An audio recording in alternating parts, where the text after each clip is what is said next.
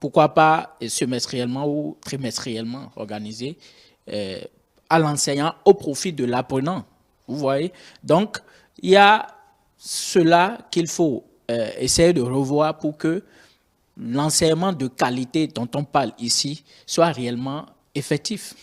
Voilà. Donc, à côté de ça, il faut également la motivation. La motivation. Comme l'a abordé Lucas, vous voyez, il n'est pas béninois, mais il est venu aborder un sujet sensible.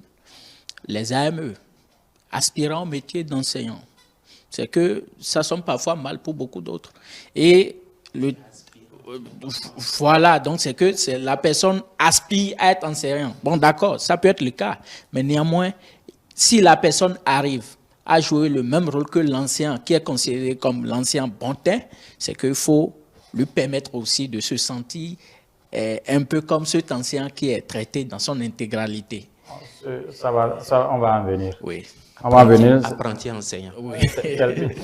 Toute chose a un début. Excuse-moi, oui. je voudrais peut-être demander à Espérant que quand il dit la qualité améliorée, pourquoi vous, enseignants de plus en plus aujourd'hui, vous vous plaignez du niveau des enfants?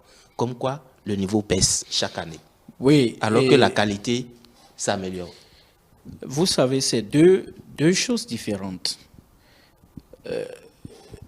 Le niveau dont vous parlez qui semble baisser, ça dépend du contenu enseigné.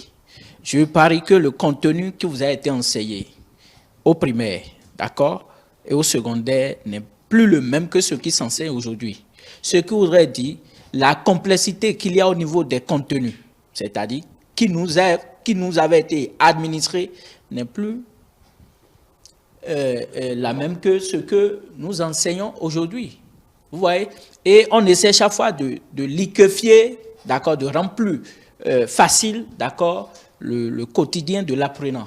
Vous voyez? En votre temps, il n'y avait pas la possibilité d'accéder, disons, à l'Internet pour faire des recherches. C'était pas automatique. Il faut déjà avoir les livres. Donc, on était plus campé sur les livres. On faisait des études livresques. On allait plus apprendre et lire.